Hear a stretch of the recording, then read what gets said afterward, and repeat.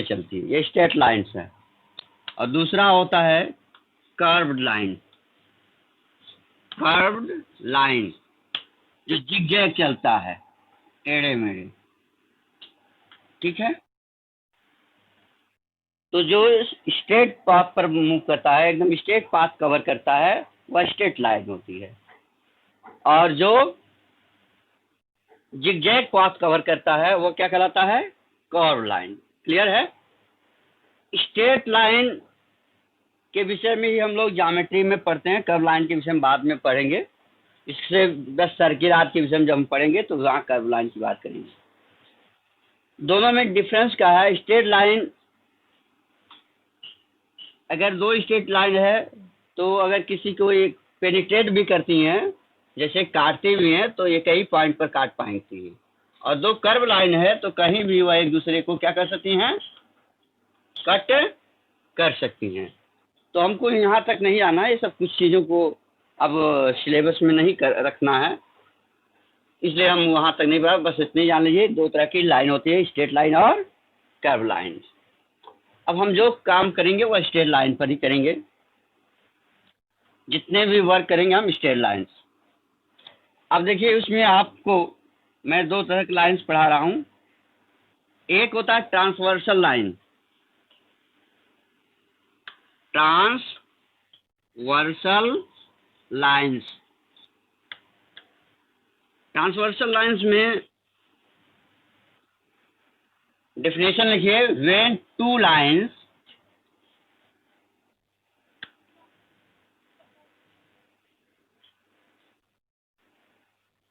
intersect to each other at a point they call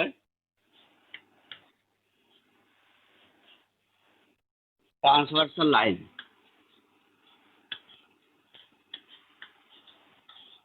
lines देखिए, दो line है जो एक दूसरे को एक पर इंटरसेक्ट कर रही हैं एक पॉइंट पर। ये लाइन एल है और ये लाइन एम है, मान लीजिए। दोनों एक पॉइंट पर क्या कर रही हैं? पी पर काट रही हैं। तो लाइन एल और लाइन पी क्या हुआ? लाइन एल और लाइन एम क्या हुआ है? इंटरसेक्टिंग लाइन हुए। क्या हुए? इंटरसेक्टिंग। आपके देखिए, आपने देखा होगा कई जगह जो लोग क्रॉस पहनते हैं वो भी क्या है? इंटरसेक्टिंग लाइन है। मल्टीप्लाई या प्लस का निशान भी आप लगाते हैं तो वहाँ भी इंटरसेक्टिंग लाइन होते हैं। क्लियर है? केवल एक पॉइंट पर ही काट पाते हैं।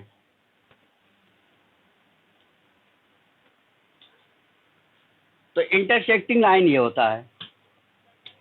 आफ्टर दैट, नोट कर लिया आप लोग, straight line, curve line note हो गया आपके। इंटरसेक्टिंग लाइन हो गया।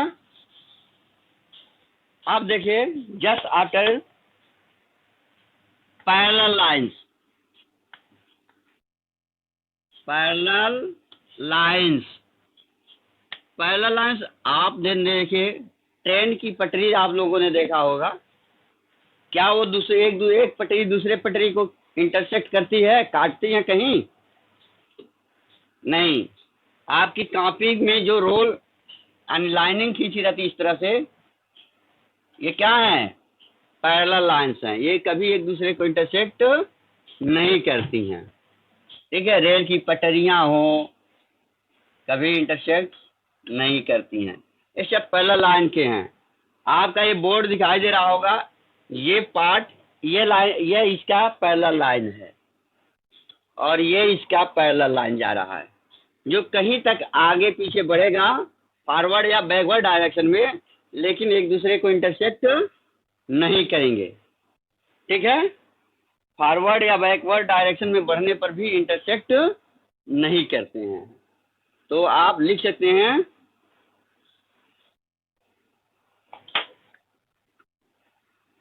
when two line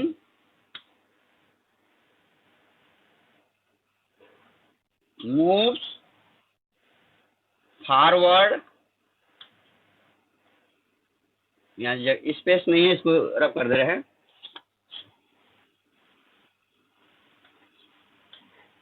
or backward,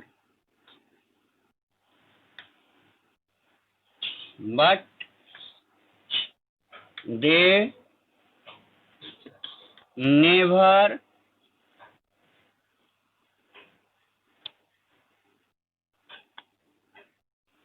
intersect to each other.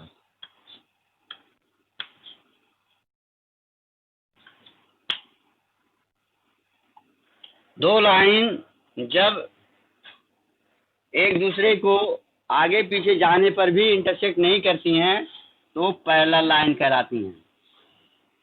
मैंने आपसे सीधा एग्जाम्पल बताया, देखिए ये लाइन,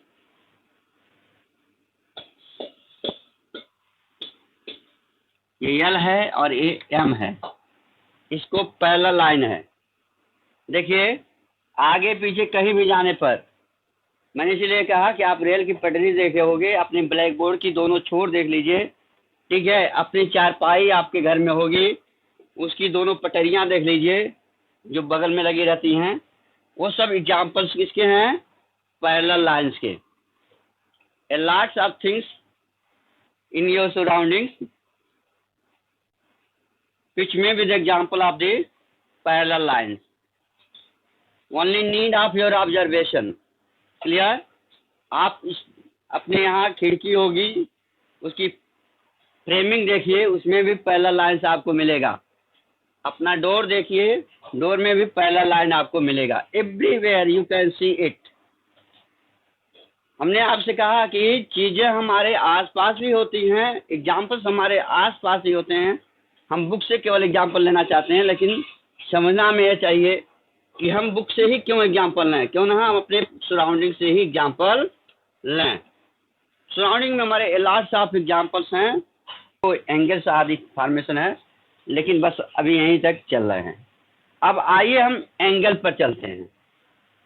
सबको एंगल बनाने का बड़ा शौक होगा, लेकिन पहले हम आपको कुछ होमवर्क दे देते हैं। आप लोगों को लाइन सेगमेंट ड्रॉ करने आता है कि नहीं करना आता है? तो उसको ड्रॉ द लाइन सेगमेंट।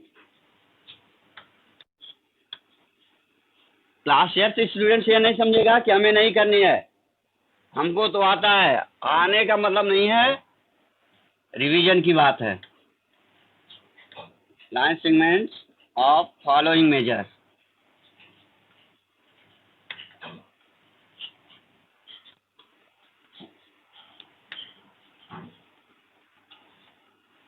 पहला लाइन सेगमेंट आपका 6.4 centimetre,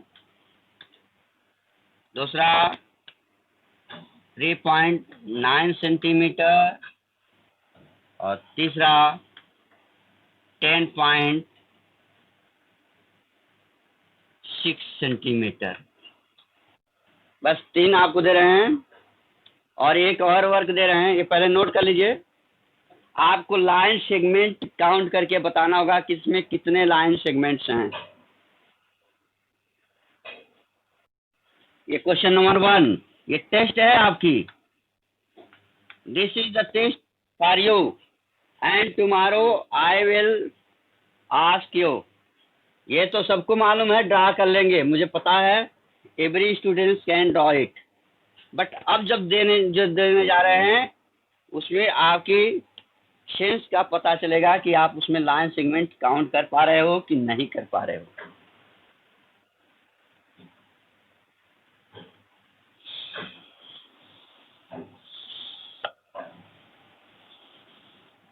question number 2,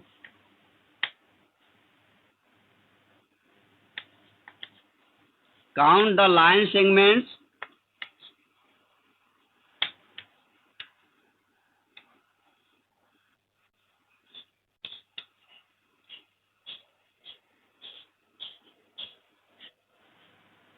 and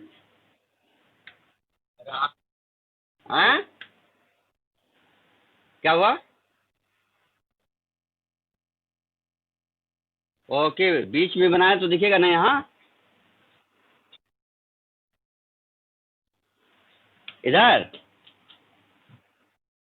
okay, and right their name. हम आपको जितने इसमें कुछ डायग्राम आपको दे रहे हैं और उसमें लाइन सेगमेंट्स बनाने आपको काउंट करना है। देखिए,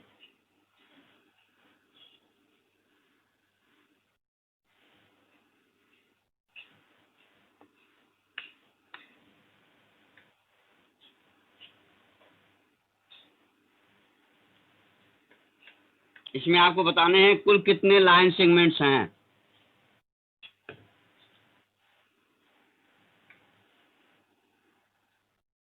दिस इज वेरी इंपॉर्टेंट, आपको देखना है, यदि सबको हम कल पूछेंगे।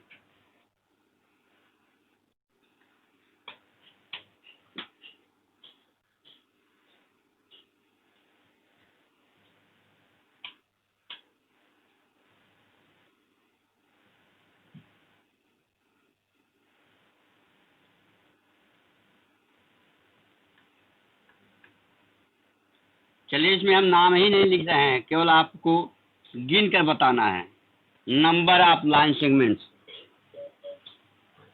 इसमें हम कुछ नहीं दे रहे हैं, और एक और दे रहे हैं, इसमें और बताना है कितने लाइन सेगमेंट्स हैं।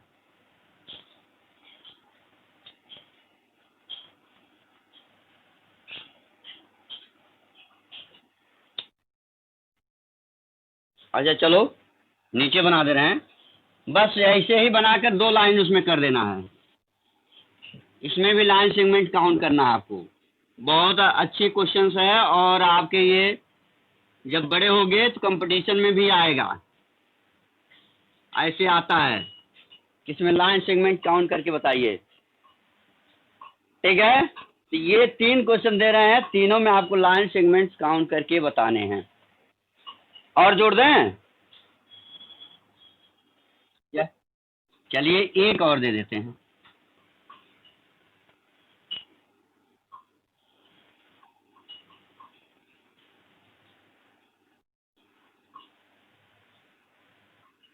हो गया? ये 2 आपके टेस्ट का पार्ट है। अभी तक जो पढ़ाया गया है, देखें हम कितने आप लोग लाइन सेगमेंट्स काउंट कर पाते हैं कि नहीं।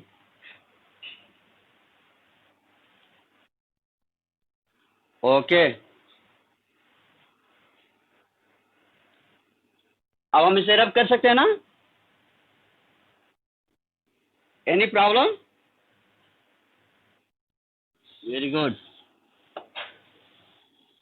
अब आइए हम लोग एंगल के विषय में पढ़ते हैं। किसके? Angle.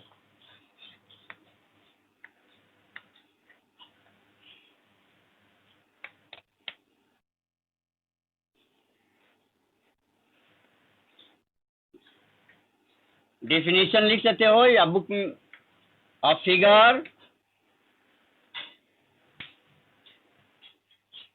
formed by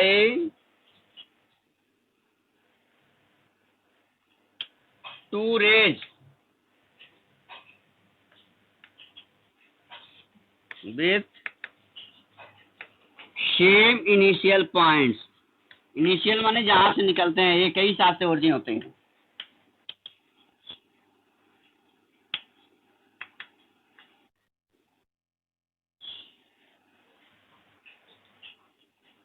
with same initial points.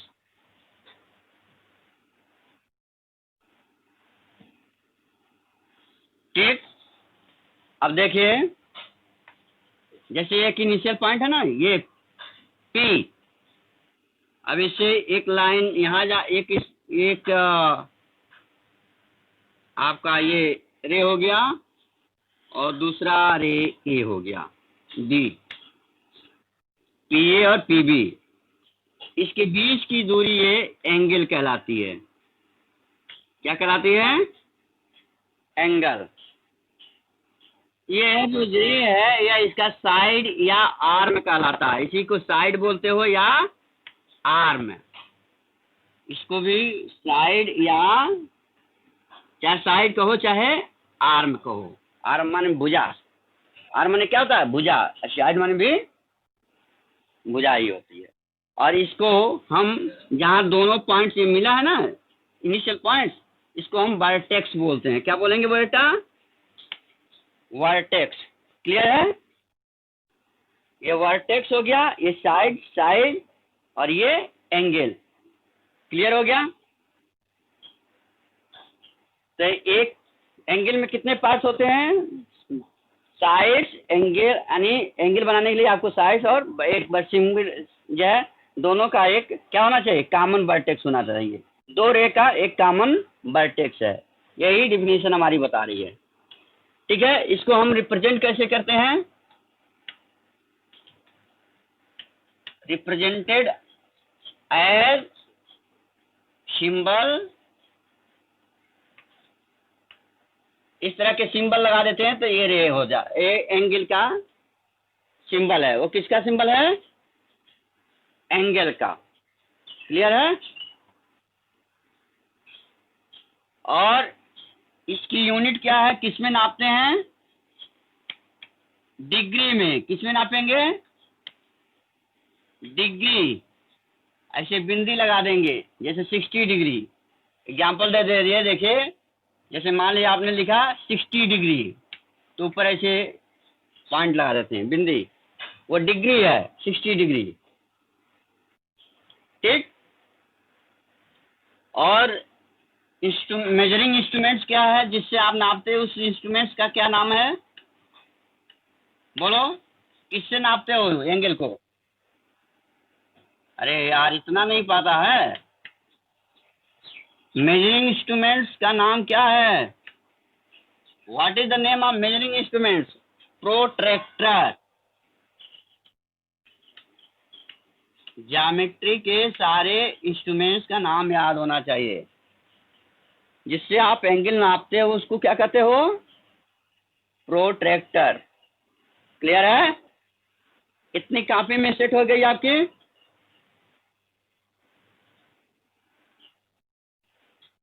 यहां तक किसी को कोई प्रॉब्लम?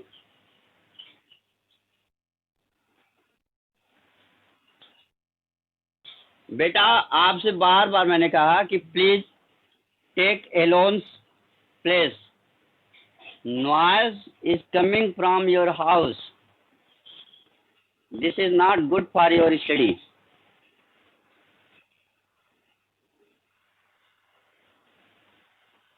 जब आपके वहाँ साउंड, सबके घर से साउंड बाहर यहाँ आती रहेगी तो पढ़ाई आपको क्लियर नहीं जाएगा। ठीक है, सभी लोग अपने घर पर थोड़ी साउंड का ध्यान दें। पेरेंट्स से बता दें कि जब तक स्टडी चले वो जो है साइलेंटली बैठे रहें। बल्कि जो पेरेंट्स पढ़े लिखे हैं वो आपके साथ भी बैठ सकते हैं और आपका हेल्प भी कर सकते हैं पढ़ाई के हिसाब से। अब मुझे ठीक है, आपसे मैंने सीधे बताया कि हमें पढ़ाने में आपको कोई डर नहीं लगता है। अब इस एंगल को राइट कैसे करते हैं? लिखने का तरीका सीखिए।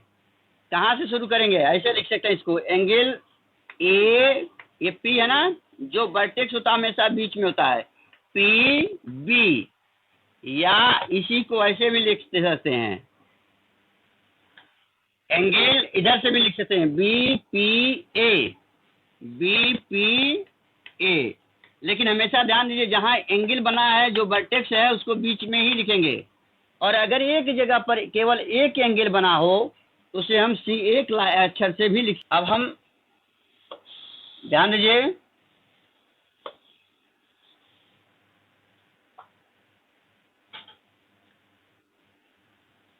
अभी हम घड़ी से आपको घड़ी बनाकर दिखाएंगे सबके पास। अगर क्लॉक होगी तो भी, नहीं होगी तो भी देख लेंगे।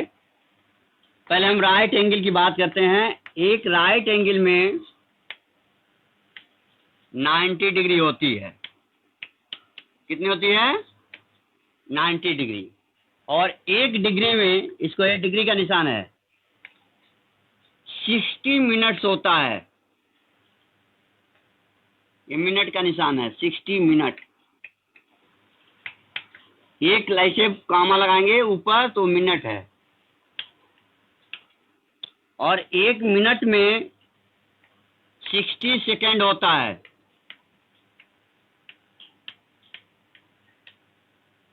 इसको भी नोट कर लीजिए। ये अभी आपके काम तो नहीं आएगा, लेकिन हाँ बोलो।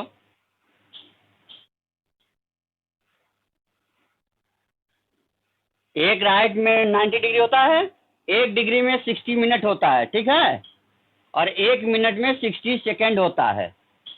ये मिनट है।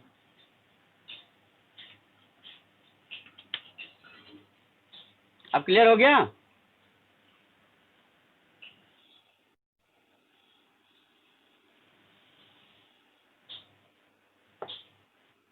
अब आइए टाइप्स ऑफ एंगल हम देखते हैं।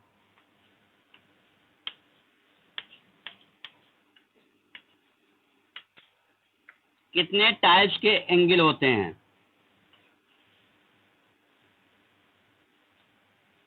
पहला होता है एक्यूट एंगल। क्या होता है? Acute angle. पढ़े हो कि नहीं पढ़े आप लोग? एक्यूट एंगल का क्या डिफिनेशन है? 0 टू नहीं, greater to 0 and smaller to 90। अगर 0 टू करोगे 0 भी हो जाएगा उसमें। एक डिफिनेशन को सुधारो, क्या है? 0 greater than 0 and smaller to 90 degree.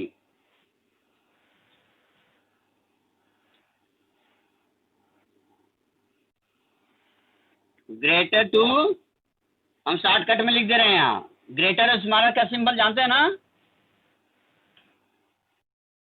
Greater to 0 यानी एक्यूट एंगल जो होगा greater to 0 degree and smaller to 90 degree. 90 degree से छोटी होगी और 0 डिग्री से बड़ी होगी। एग्जैक्ट 0 डिग्री भी नहीं होगा, एग्जैक्ट 90 डिग्री भी नहीं होगा। उससे थोड़ा छोटा और इससे थोड़ा बड़ा भी हो सकता है। इसके बीच में जहाँ जो भी एंगल आए, 30, 40, 50, 20, 25.5 जो भी आए वो सब एक्यूट एंगल। हाँ, 89.9। गुड। दूसरा है right angle. Second angle is right angle. Right angle exact 90 degree होता है। क्या होता है? Exact 90 degree. नए 90 से छोटा ना 90 से बड़ा। क्लियर है? 90.1 भी आ जाएगा तो राइट एंगल नहीं रहेगा, और 89.9 भी रहेगा तो भी राइट नहीं होगा। सिर्फ 90 डिग्री का एंगल ही राइट एंगल होता है। क्लियर है? थर्ड है ऑब्ट्यूज एंगल। क्या? Obtuse.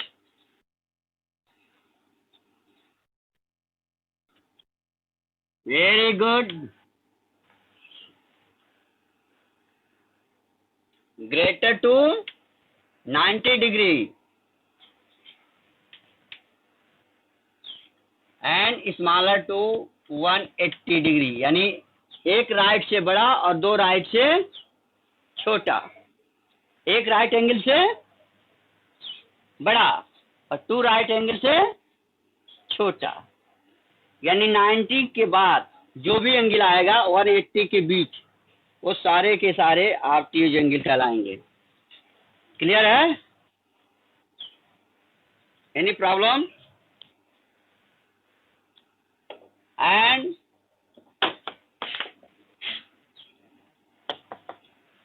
Fourth angle, your fourth angle is straight angle.